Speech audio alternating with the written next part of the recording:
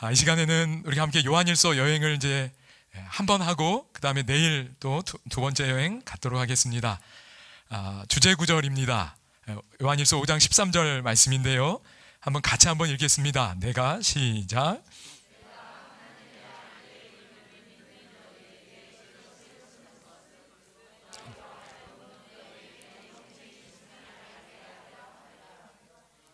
아멘.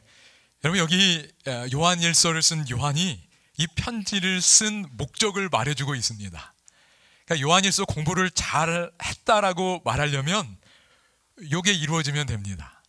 근데 목적이 뭐라 그러지요? 영생이 있음을 알게 하기 위하여 썼다는 거예요. 여러분, 여쭤봅니다. 여러분, 여기 나온 것처럼 하나님의 아들의 이름을 믿으시나요? 그분의 이름이 나의 구원이 됨을 믿으시나요? 그러면 뭐가 있다고요? 영생이 있다고 성경이 말씀하고 있습니다. 정말 믿으시나요? 경험하고 계시나요? 아멘. 그거예요. 내가 영생을 이미 경험하고 있네. 요 경험하라는 겁니다. 그게 요한일서 기별의 목적이라고 말해주고 있어요. 오늘은 요 메시지를 함께 좀 살펴보려고 합니다. 여러분, 저희가 한 번 구원받으면 영원히 구원받는 거지 이렇게 믿지 않습니다. 저희는 그렇게 성경을 이해하지 않는데요. 그렇지만 분명히 우리 안에 예수를 믿을 때 영생이 이미 있다라고 말씀하고 있습니다.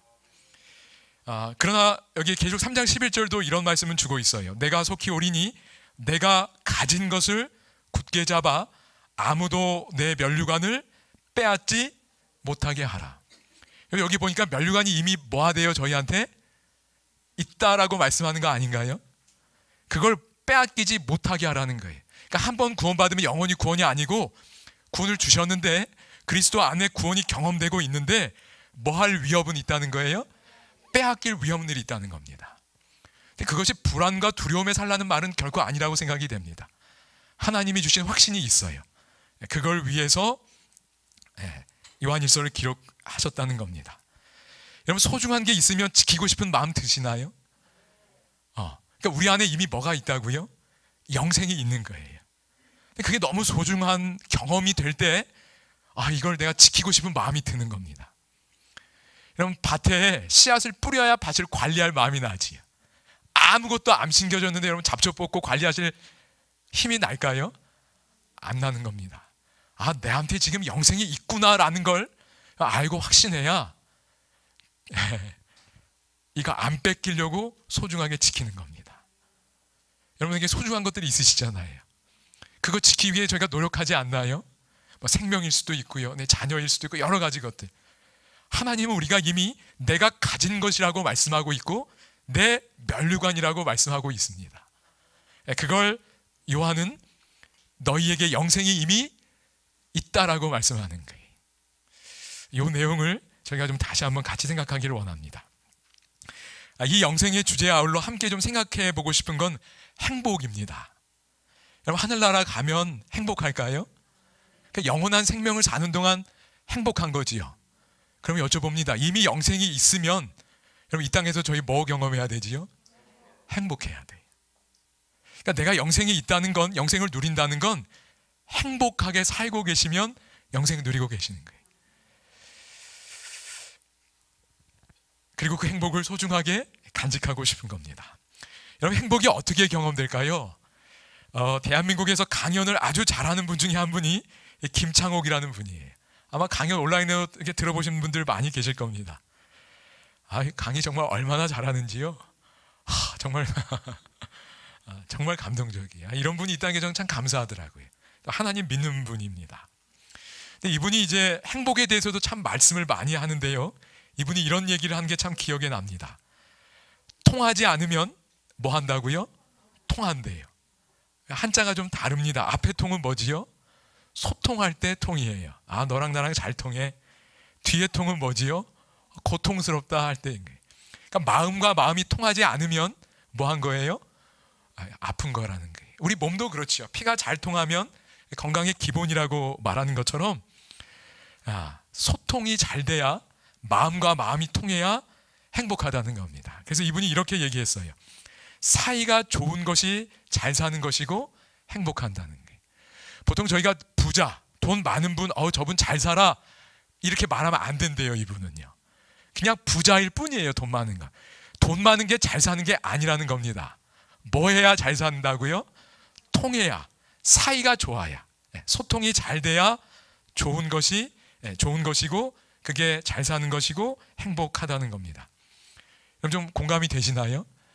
그래서 사이가 좋으면 행복이 경험된다는 거예요. 부모 또 부부 여러 교우들 사이가 좋을 때 행복한 거 맞나요?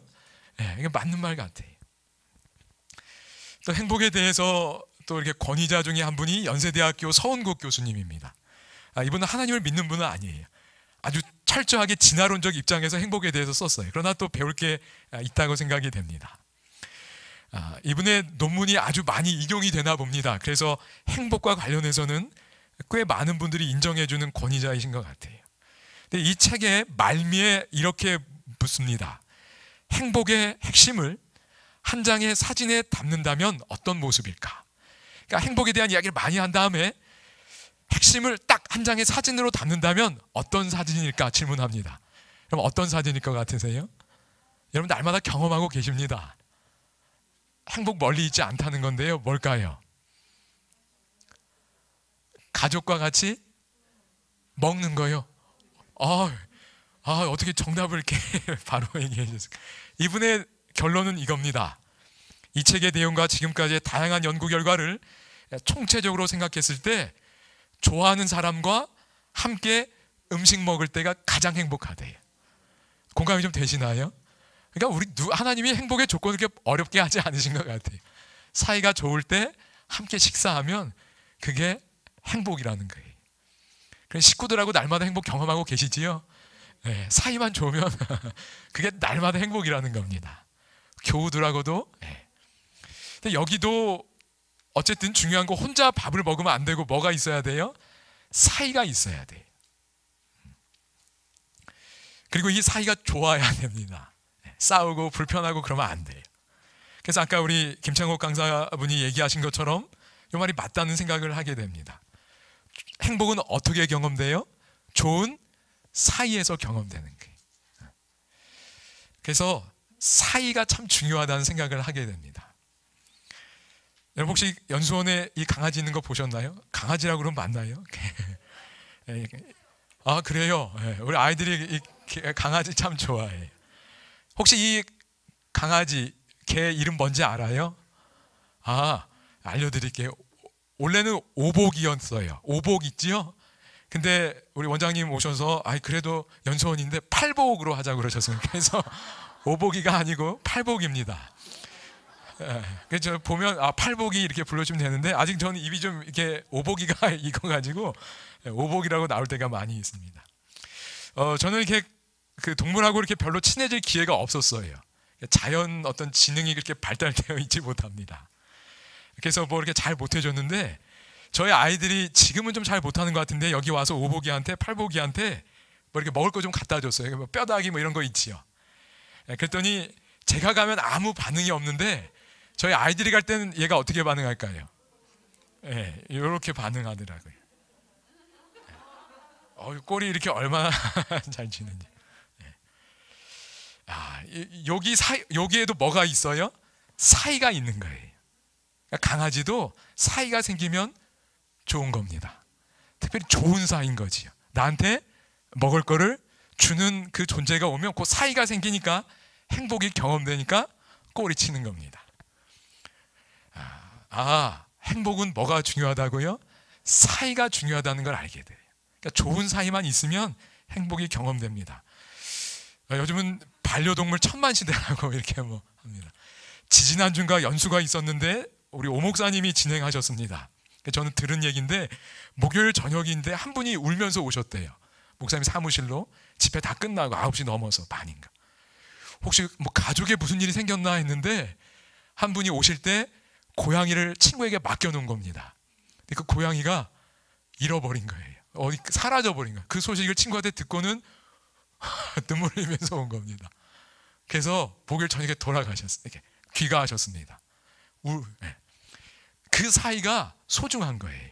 그러니까 가족 같이 돼버린 겁니다. 그러니까 반려동물을 키우는 것도 결국 뭐가 필요한 거예요? 사이가 필요한 겁니다. 나를 배반하지 않고 나에게 끊임없이 사랑을 주는 어떤, 표현해주는 그런 어떤 나름대로의 사이가 필요한 거예요. 그래서 저희가 다시 한번 쉽게 행복은 어디서 경험된다고요? 사이에서 경험되는. 그러니까 옆에 분 한번 보시기 바랍니다. 옆에 분이 없으면 사이가 있다요, 없어요? 없지요. 그러니까 고맙다고 한번 인사들 나누시기 바랍니다. 내 옆에 있어줘서 고마워. 그러니까 여러분, 저희는 정말 겸손해야 돼요. 옆에 사람 없으면 행복 경험 안 됩니다. 그러니까 지식이 아무리 많아도, 돈이 아무리 많아도, 업적이 아무리 탁월해도 사이를 만들어주는 존재가 없으면 행복 경험되지 않는 것 같아요. 그러니까 하나님이 그 사이 만들어 주셨잖아요. 아담 이렇게, 그죠? 나는 사이가 없네. 그거 깨닫고 사이 주셨잖아요. 하나님이 그렇게 만드신 겁니다. 그러니 여러분, 옆에 분들에게 늘 감사한 마음으로 내 사이 만들어줘서 고마워. 지금도 여러분이 안 계시면 저는 아무 의미 없는 겁니다. 저와 여러분 여기에 뭐가 지금 존재하는 거예요? 사이가 있는 거예요. 말씀을 전해주고 말씀을 들어주는 여러분이 계셔서 다시 한번 감사합니다. 그 사이에서 저희가 살아가는 거예요. 여러분, 그래서 참된 그리스도인은 그래서 행복한 사람이 될 수밖에 없어요.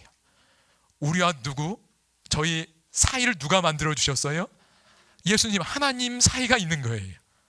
배반하지 않으시는 분, 나를 늘 사랑하시는 분, 내 존재 자체를 인정해 주시는 분이 계신 거예요. 그러니까 그분과의 사이가 늘 있으면 뭐 할 수밖에 없어요? 행복할 수밖에 없는 겁니다. 그래서 여러분, 여기 엘렌 화이트요, 그리스도인들은 어떤 사람들보다 즐겁고 행복한 백성이 되어야 한다 그랬어요. 왜요? 그 사이가 있는 거예요. 내가 그 사이가 방해받지 않습니다. 얼마나 감사한지요. 같이 한번 읽어볼까요? 우리는 시작. 와, 여러분 이거 아셨나요? 우리는 지상에서 어떤 사람이 되어야 한다고요? 가장 행복한 사람이. 근데 이유를 알았어요. 여러 이유가 있을 수 있지만 좀 전에 보니까 행복은 어디서 경험돼요? 사이에서 경험되는데, 우리에게 하나님과 사이가 있잖아요. 예수님 사이가 있잖아요. 그분이 우리와 사이를 만들어 주신 겁니다. 그러므로 우리는 가장 행복한 사람이 돼야 돼. 그리고 다른 사람들이 왜 이렇게 행복해? 그러면 그 비밀을 좀 알려주시기 바랍니다. 그래서 행복하셔야 돼. 정말 행복하셔야 되기를 정말 소망합니다. 그래야 우리 아이들도 행복할 수 있다고 믿습니다. 여러분, 좋은 사이에서 행복이 경험되는데, 좋은 사이를 만들고 유지하려면 뭐가 필요해요? 사랑이 필요한 거예요. 이 사랑이 사라지면 사이가 좀 안 좋아질 수 있어요. 여러분, 그런데 하나님은 항상 우리에게 참된 사랑으로 대해주신 분 맞나요? 그걸 저희가 알고 믿고 경험하는 거예요. 그래서 그리스도인은 가장 행복한 사람 될 수 있음을 믿습니다. 그리고 그게 영생을 이 땅에서 경험하는 거예요. 참된 사랑이 좋은 사이를 만들고 좋은 사이가 행복을 경험하게 하는 거예요.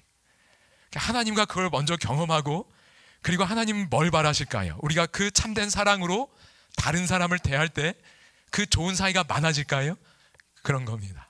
부부 간에도, 부모 자녀 간에도, 선생님과 학생 사이도, 교우도 참된 사랑으로 서로 대할 때 좋은 사이가 많아지는 거예요. 그러니 그리스도인은 가장 행복한 사람이 될 수 있음을 믿습니다. 그래서 요한일서에 나타난 하나님의 마음은 제가 느끼기에는 이 사랑을 좀 경험시켜 주시고 싶은 게 하나님 마음이신 것 같아요. 이것 좀 한번, 이게 진짜 사랑이야. 여러분, 그런데 마지막 우리 교회가 계시록에 따르면 라오디게아 교회인데, 라오디게아 교회는 이 사랑을 잘 경험하고 있을까요? 좀 뭔가 문제가 있을까요? 문제가 있어요. 그게 문제입니다. 여러분, 라오디게아 교회 하면 떠오르는 그림 하나 있지 않나요? 많이 보셨던 무슨 그림 있지 않나요? 집사님 말씀하신 거, 요 그림이에요. 예수님이 지금 어디 계세요? 마음 문 밖에 계시는 거예요. 좋은 분인데 사이가 지금 잘 만들어지지 않은 거예요. 문 밖에 있는 거예요. 그러니까 마치 예수님과 좋은 사이 없는 것처럼 외롭게 살아가는 겁니다. 이게 문제예요, 라우디게아 교회가. 여러분, 그래서 예수님이 뭐라고 그러셨어요? 내가 문 밖에 서서 두드린다. 내 음성을 듣고 문을 열면 그에게로 들어가 그와 더불어 먹고 그는 나와 더불어 먹으리라. 저는 이 구절 보고 제가 깜짝 놀랐습니다. 아까 그 행복을 가장 많이 연구한 분이 뭐라고 그랬어요? 행복은 어디서 경험된다고요? 좋은 사람과 식사할 때. 딱 그 표현 아닌가요? 그러니까 예수님을 마음에 영접하고 그분하고 늘 최고의 행복을 나눌 수 있도록 해주고 싶은 게 예수님 마음이라는 겁니다. 그 마음이 요한일서에 기록되어 있는 것 같아요. 여러분은 오늘 어떠신가요? 예수님을 늘 내 안에 모시고 그분과의 사이에서 정말 행복을 누리고 계신지요? 아니면 그냥 그분과의 사이가 잘 안 이루어지고 외롭고 홀로 혹시 힘들어하지는 않으시는지요? 문 밖에 서서 우리의 마음 문을 두드리시는 예수님의 마음을 다시 한번 생각하실 수 있으면 참 좋겠습니다. 참된 사랑이 좋은 사이를 만들어내고 행복을 주는 겁니다. 요한 서신을 쓴 요한은 이걸 경험한 거예요. 요한은 경험적으로 구주를 알았다. 주님의 교훈들은 그의 영혼에 새겨졌다. 그 사랑의 교훈이 새겨진 겁니다. 그가 구주의 은혜를 증거할 때에 그의 단순한 언어는 그의 전신에 스며든 사랑의 웅변이었다고 말씀하고 있습니다. 예수님께서 요한에게 이 경험을 주셨고 오늘 저희들에게도 이 경험을 주기를 원하고 계심을 믿습니다. 오늘 이 과정 또 연수 이 짧은 기간 동안 또 여러분의 삶 속에서 이 사랑을 경험하실 수 있게 되기를 간절히 바랍니다. 그래서 오늘 요한일서 첫 번째 여행은 이 사이를 좋게 하는, 그래서 나를 행복하게 하는, 또 다른 사람을 행복하게 하는 이 참된 사랑에 대해 잠깐 좀 생각해 보려고 합니다. 요한일서를 시작하면 요한일서 1장 1절에 예수님을 가리켜 뭐라고 표현했지요? 태초부터 있는 생명의 말씀이라고 그랬어요. 그럼 예수님과 우리의 사이가 시작이 됐는데 그 사이가 생명의 말씀이신 분으로부터 시작이 됐다는 거예요. 우리 자녀들과 관계가 어떻게 시작되지요? 내가 생명을 줌으로 시작이 된 건데 하나님과 우리의 관계는 생명의 말씀이신 분이 우리에게 뭐를 주셨어요? 생명을 주시는 것으로부터 시작이 되었다는 겁니다. 그래서 좋은 사이예요. 그 사이를 여기 태초부터 있는 생명의 말씀이라고 표현됐다고 생각이 됩니다. 1절에 생명의 말씀이라고 했을 뿐만 아니라 2절 계속 보면 예수님을 뭐라고 표현했어요? 생명, 그 다음에 이 영원한 생명이라고 그랬어요. 그 생명이 나타났다는 거예요. 그러니까 예수님은, 우리가 예수님을 이해할 때 가장 중요한 게 그분은 우리에게 뭐를 주신 분이에요? 생명을 주신 분입니다. 요한복음 1장에도 그렇게 돼 있지요. 태초에 말씀이 계시니라. 그리고 계속해서 보면 이 땅에 만들어진 것들이 그분 없이는 하나도 지어진 게 없다는 구절이 나와요. 그러니까 요한은 계속해서 예수 그리스도를 우리에게 또 이 땅 모두에게 생명을 주신 분으로 말씀하고 있다는 겁니다. 그래서 요한일서 끝에 가보아도 또 마찬가지예요. 같이 한번 읽어볼까요? 아들이 있는. 시작.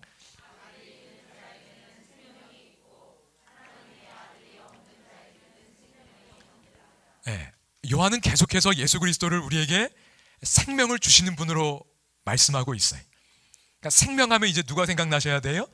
예수님 딱 생각나시면 됩니다. 말씀, 생명의 말씀이에요. 그러므로 여기 보면 그 생명이신 예수님 안에 있으면 우리에게 뭐가 있다고요? 생명이 있는 거예요. 그리고 그 생명이신 예수님이 없으면 생명이 없다는 겁니다. 단순한 원리입니다. 여러분, 지금 여러분 마음에 예수님 계시나요? 그러면 뭐가 있다고요? 생명이 있는 거예요. 영원한 생명이. 그 단순한 공식을 늘 여러분 기억하시기를 바랍니다. 그리고 그걸 경험하면 그걸 이제 뭐 하고 싶어지는 거예요? 지키고 싶은 겁니다. 내 안에 계신 그 예수를 놓치고 싶지 않은 거예요. 그래서 선택할 때, 행동할 때 그분을 놓치게 하는 선택과 행동을 안 하고 싶어지는 거예요. 여러분, 그래서 요 구절 다음에 요한일서의 주제 구절입니다. 하나님의 아들의 이름을 믿는 너희에게 이것을 쓰는 것은 너희가 예수를 영접하면, 그분의 이름이 너희 안에 있으면 우리 안에 이미 영생이 뭐하다고요? 있다라는 걸 알려주기 위하여 이걸 썼다는 겁니다. 여러분, 하나님의 아들은 어떤 분이시라고요? 생명을 주시는 분이에요. 그러므로 그분을 내가 지금 믿고 있으면 내 안에 생명이 있다는 겁니다. 태초의 생명도 마찬가지예요. 우리의 생물학적인 생명도 그렇고 영원한 생명도 마찬가지입니다. 여러분, 그런데 많은 분들이 이 땅에 생명이 어떻게 생겨났다고 믿지요? 이 생명의 말씀을 잘 믿지 않습니다. 그래서 예를 들어서 요즘 과학자들은 이 빅뱅을 많이 믿는 것 같아요. 저는 과학 이론에 대해서는 잘 모르겠습니다. 근데 이분들이 뭔가 뻥 하는 순간에 그 폭발이 있었다는 거예요. 그리고 그때 그 에너지가 있는 거지요. 폭발이니까 그 에너지가 물질로 바뀌었다는 겁니다. 그 아인슈타인이 E는 mc제곱이라고 해서 에너지와 물질이 이렇게 왔다 갔다 할 수 있다는 걸 이제 밝혀냈습니다. 근데 어쨌든 이걸 믿는 거예요. 뭔가 뻥 하고 터졌고, 근데 어쨌든 시작이 있다는 건 발견한 것 같아요. 그런데 이분들이 그럼 그 에너지가 어디서 왔는가 물으면 현대 물리학은 해줄 말이 있대요, 없대요? 없는 겁니다. 그 에너지가 어디서 왔는지는 모르는 거예요. 여러분, 근데 저희는 그 에너지가 하나님이 디테일하게 어떤 과정을 거쳤는지 저희가 잘 모르지만 근원적으로 그 에너지가 어디서 왔지요? 이 물질을 만들어낸 모든 에너지가 태초부터 있는 생명의 말씀에서 온 거예요. 여기서부터 모든 에너지와 물질들이 시작됐다고 저희는 믿는 겁니다. 이분은 그 서울대학교 천문학부의 윤성철 교수님이셔요. 제가 지금 강의를 들어봤는데 여기 이제 우리 물의 H2O지요. 그것도 물질 맞나요? 여기 지금 물질이 있습니다. 근데 그 물질이 어디서 왔냐고 이렇게 묻습니다. 물이 어디서 왔지요? 그 빅뱅에서 왔다는 거예요. 그래서 이분이 참 멋진 말을 하셨어요. 여기 제가 지금 물 여기 담겨져 있습니다. 여기 H2O, 수소도 있고 여러 물질이 있는데 그 물질이 어디서 왔다고요? 이분들은 그게 빅뱅에서 왔다고 믿는 겁니다. 그러니 물 한 잔 마실 때마다 뭐를 경험하는 거예요? 좀 멋있지 않나요? 그러니까 우주와 우리가 무관하지 않다는 거예요. 그 어떤 순간이 있었고 시작되는 순간이 있었고 그 결과로 내가 매일매일 물을 마시는 겁니다. 여러분, 물 한 잔 지금 또 마시는 분 계신데요. 뭘 경험하신 거예요? 이분들의 논리에 따르면 매일 체험하는 빅뱅. 너무 멋있습니다. 여러분, 이 논리를 따른다면 저희가 물 한 잔 마실 때마다 저희는 뭘 경험하는 거예요? 이 물이 어디서 왔어요? 태초부터 있는 생명의 말씀에서 온 거잖아요. 하나님 어떤 과정을 하셨는지 저희가 다 모르지만, 그러므로 물 한 잔을 마실 때마다 이제 매일 뭐를 체험하는 거예요? 생명의 말씀을 체험한다고 생각하시기 바랍니다. 이제 물 마실 때마다 내가 지금 뭐를 경험하고 있다? 그 태초에 있었던 생명의 말씀. 뭔가 하나님이 만드셨을 거예요. 그지요? 그 엄청난 순간이 있었을 텐데 그걸 내가 뭐 하는 거예요? 경험하는 겁니다. 여러분, 하나님은 이런 세상을 꼭 창조하셔야 했을까요? 저희를, 이 세상을 꼭 창조하셔야 했을까요? 저는 사실 이 생각들을 잘 못했습니다. 그런데 우리 차 목사님 강의를 듣다가 이 책이 소개된 걸 제가 좀 듣게 되었어요. 앤드루스 대학에서 성경, 기독교 윤리학을 가르치시는 분인데 학자분들 정말 존경스럽습니다. 하나님의 사랑에 대해서만 연구하고 책을 이렇게 두껍게 쓰신 거예요. 제가 강의도 좀 들어보고 그랬습니다. 참 훌륭하셔요. 근데 이분이 말하는 그 하나님의 사랑의 특징 중에 이런 게 있습니다. 여러분, 하나님은 이 세상과의 관계가 꼭 필요한 것도 본질적인 것도 아니라는 거예요. 하나님은 세상을 창조하실 필요가 없었다는 겁니다. 여러분, 왜냐하면 하나님과 세 분 하나님 사이에 사랑의 사이가 있나요, 없나요? 있어요. 그러니까 부족한 게 없는 겁니다. 완벽한 사랑의 관계 속에 행복하세요. 그건 부족한 게 아무것도 없는 겁니다. 모든 것이 충족되어 있어요. 그런데 그 내용입니다. 여기도 그렇게 이야기합니다. 그 삼위 하나님 사이에 사랑의 관계가 존재하고 있었고 세상을 그렇게 하지 않으셔도 되는데 뭐 하셨다고요? 창조하셨다는 거예요. 저는 이런 생각 잘 못했습니다. 그래서 아마 여러분도 많이 생각해 보지 못하셨을 거라 생각이 돼서 말씀을 드립니다. 하나님은 창조를 하지 않으셔도 되는 거예요. 근데 창조하기로 뭐 하셨다고요? 선택하신 거예요. 여러분, 좋은 사이에서 그 이야기입니다. 하나님은 세상을 굳이 창조하지 않으셔도 됐습니다. 그런데 하나님이 창조하기로 선택하셨어요. 그러므로 세상이 존재하는 것은 어떤 형이상학적인 필요 때문이 아니고 하나님의 자유로운 선택, 그렇게 하지 않으셔도 되는데 선택하신 거예요. 세상을 뭐 하기로요? 창조하기로. 그래서 존재하는 거예요. 여기 지금 저희가 보고 있는 이 모든 것들 하나님의 창조의 선택 때문에 존재하는 거예요. 물도 마찬가지입니다. 내 존재도 마찬가지. 여러분 사랑하는 학생들, 아이들, 자녀들도 하나님이 창조하기로 선택하셨기 때문에 존재하는 거예요. 우연히 뻥 하고 터지고 뭐 그런 거 아닙니다. 저희는 그걸 믿는 거잖아요. 그런데 하나님이 창조하실 때 하지 않으셔도 되는 선택을 하신 거예요. 그래서 저희가 존재하는 겁니다. 얼마나 감사한지. 그래서 계시록 4장에 뭐라고 그래 있어요? 빨간 글씨 한번 읽겠습니다. 만물이. 시작.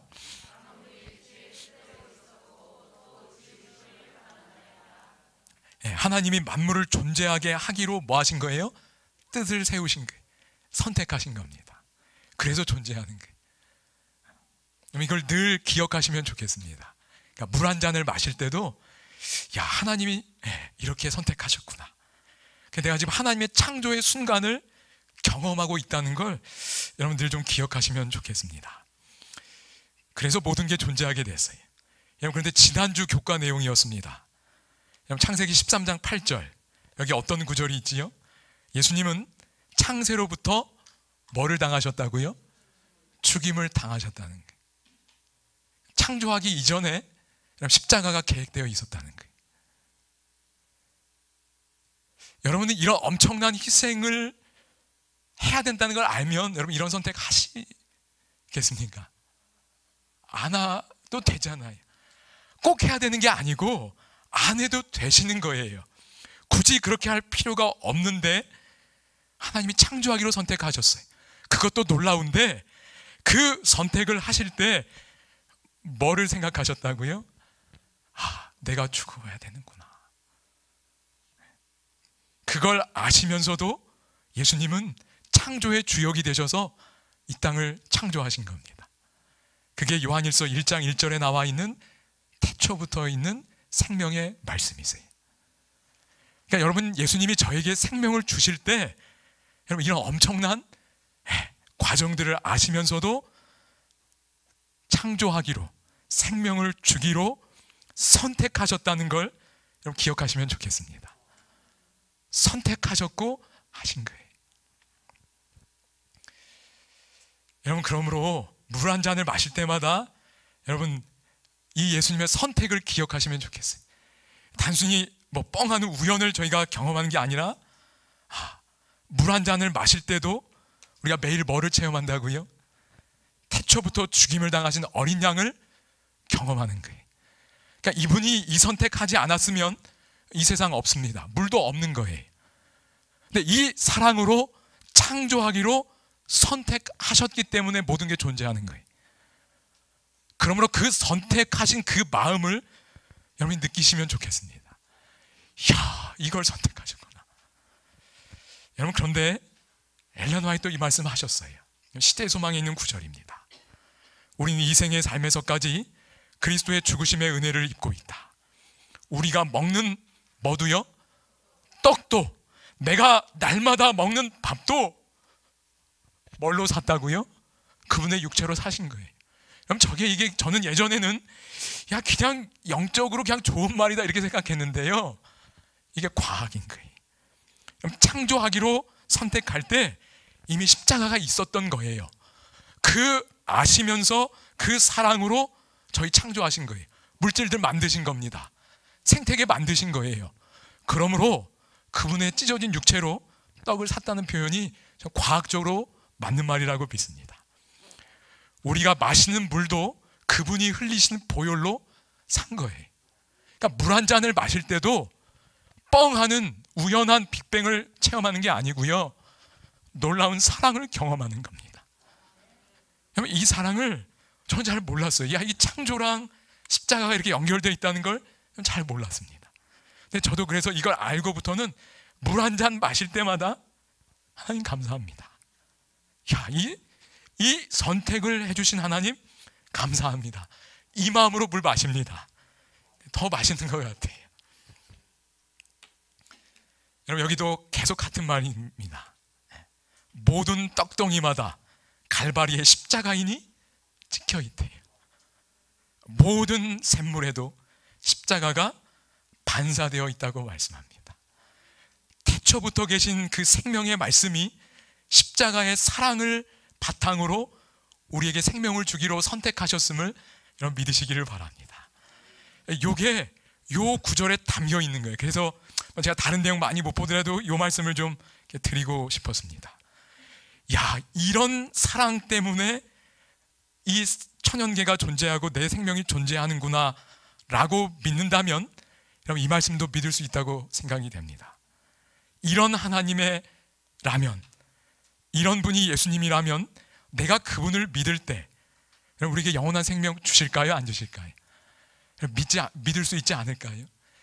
이렇게 생물학적인 생명을 나에게 허락하신 분이라면 저는 염려하는 마음이 좀 많이 줄어든 것 같아요.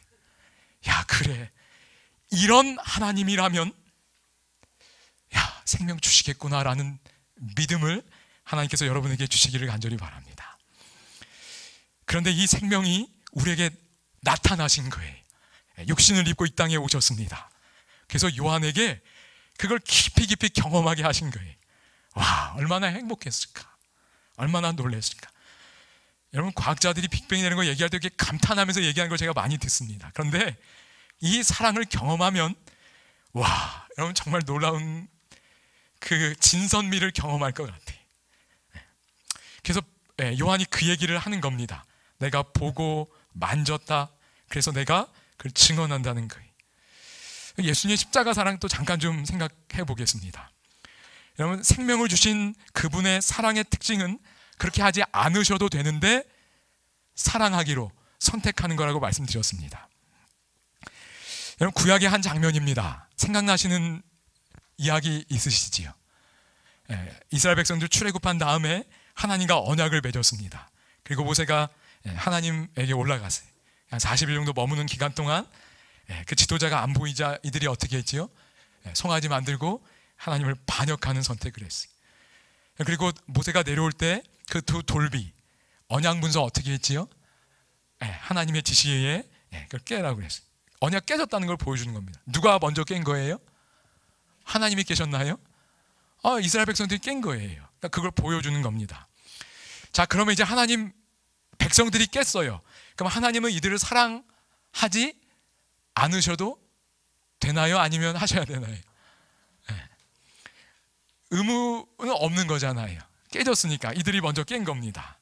그래서 여기 이 책에 이렇게 표현합니다. 이 내용 설명하면서 하나님께서는 자격이 전혀 없는 사람들과의 사랑의 관계를 자발적으로 뭐 하신다고요? 유지하시는 거예요. 그러니까 하나님이 이스라엘 백성들이 언약을 깼습니다. 하나님은 그렇게 하지 않으셔도 되는데 또 뭐 하기로 선택하셨어요? 사랑하기로 선택하신 거예요. 그러니까 그게 하나님 사랑의 특징이에요. 늘 선택하십니다. 자격이 없는데 그렇게 하지 않으셔도 되는데 사랑하기로 선택하는 거예요. 그게 잘 보여주는 겁니다. 그래서 주의 영광을 보여달라고 모세가 기도했을 때 하나님이 은혜, 선한 것으로 지나가게 한 다음에 은혜 베풀 자에게 은혜 베풀고 긍휼히 여길 자에게 긍휼 베푼다고 그랬어요. 저는 이 말씀 사실 잘 이해 못했었습니다. 근데 이제 좀 더 이해하게 된 것 같아요. 이게 뭐 하나님이 편애하시나 이런 느낌이 있는데 문맥을 보시면 이스라엘의 반역 상황이에요. 그들 모두는 자격을 상실했습니다. 그 자격을 상실한 그들에게 하나님이 뭐라고 그러시는 거예요? 은혜 베풀 자에게 은혜 베풀겠다는 거예요. 다시 말해 그들은 자격 없지만 내가 사랑하기로 선택하겠다는 말씀인 거예요. 그럼 오늘 우리가 하나님께 은혜 받을 만한 자격이 있나요? 없어요. 그런데 하나님은 그분의 선택으로 은혜 베풀겠다는 약속의 말씀이라고 믿습니다.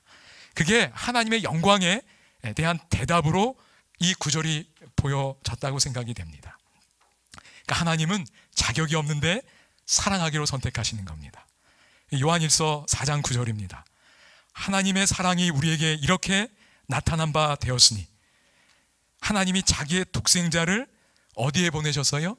세상에 보내셨어요. 근데 이 세상은 여러분 어떤 세상이지요? 반역한 세상이에요.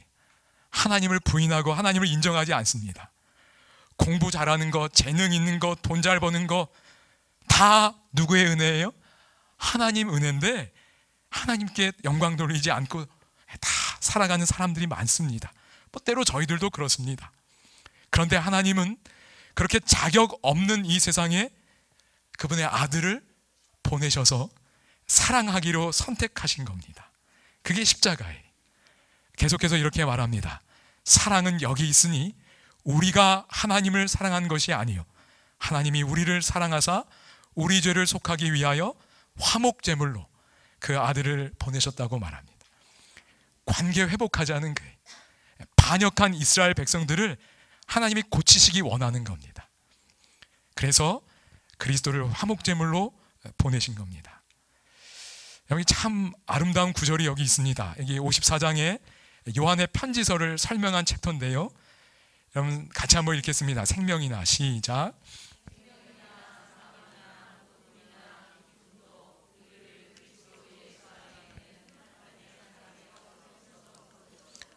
우리가 그분을 매우 단단히 붙잡았기 때문이 아니라 당신께서 우리를 매우 단단히 붙잡으셨기 때문이다. 이게 하나님 사랑이에요.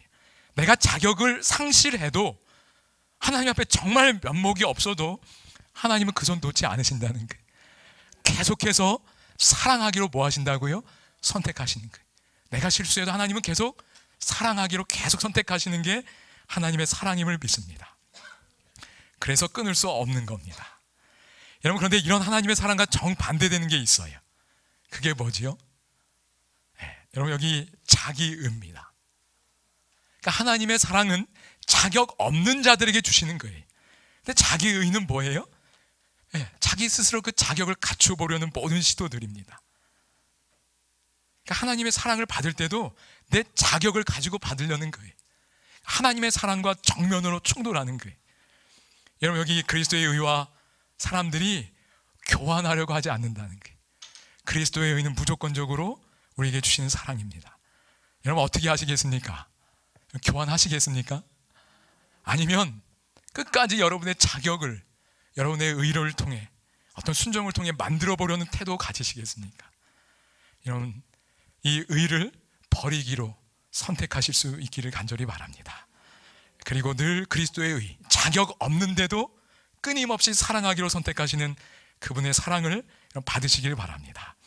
그 사랑을 받는 경험을 하면 영생이 있다는 걸 아는 거예요. 근데 자격을 갖고 갖추면 자격이 있다가도 갑자기 없어지는 것 같고 왔다 갔다 한다는 겁니다. 그러나 이 영생을 주시는 그 모든 자격은 오직 그리스도의 의를 통해 주어짐을 여러분 날마다 확인하고 경험하시기를 바랍니다. 여러분 자기 의를 갖게 된 사람들의 초대교회의 마지막 그 변화의 모습을 사도행적에 이렇게 표현하고 있습니다. 자기 의를 통해서 사랑을 받으려고 하면 신자들은 다른 사람들의 뭐를 보기 시작했다고요? 결점을 보기 시작하는 거예요. 그러니까 내 의를 가지고 사랑받으려면 그 태도가 똑같이 주어지는 겁니다. 자격이 있나 없나 이렇게 보는 거예요. 실수들을 자꾸 뭐 한다고요? 곰곰이 생각해요. 아 이런 자격 없는 특성들. 그러면서 뭐라고 하지요? 구주와 그분의 사랑을 잊어버렸다고 말합니다. 이런 교회에 요한이 요한일서 쓴 거예요. 그러니까 정말 그리스도의 그 사랑을 잃어버리고 이런 교회가로 변질되어 갈 때 요한 서신을 쓴 겁니다. 이런 그 자기의가 이런 영향을 미치는 거 다시 한번 확인하시고 오직 그리스도의 의를 받게 되기를 간절히 바랍니다. 그 의를 받으면 우리도 다른 사람들을 그렇게 사랑할 수 있는 거예요. 자격 보지 않는다는 겁니다. 그럼 자녀 사랑하실 때 자격 보시나요? 아니잖아요. 다른 교우들에게도 그런 거예요. 그래서 요한일서 4장 11절 같이 읽겠습니다. 사랑하는 자들아, 시작.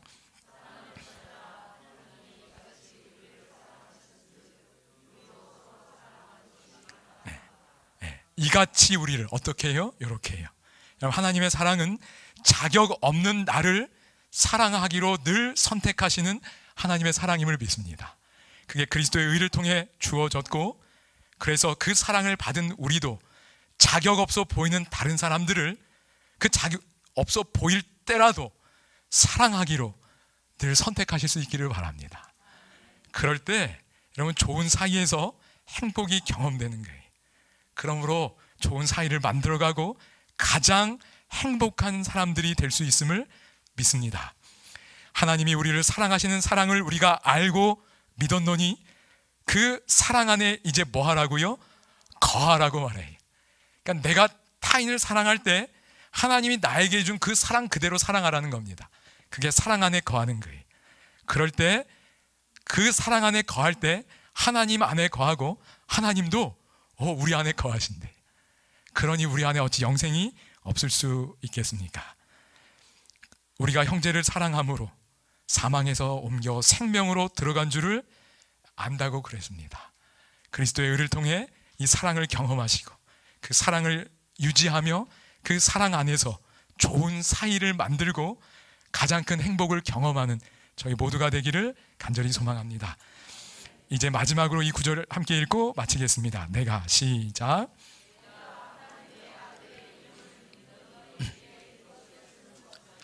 너희로 하여금 너희에게 영생이 있음을 알게 하려 함이라. 이 말씀을 주신 하나님께서 이 말씀을 우리 삶의 풍성히 이루어 주시기를 소망합니다. 하나님 아버지, 자격 없는 저희들을 늘 사랑하기로 선택해 주시고 변함없이 그 사랑을 베풀어 주시니 감사합니다. 하나님, 자격이 있어야 사랑받는 세상에서 살다 보니 어쩌면 저희들의 신앙도 그렇게 오염되었는지 모르겠습니다.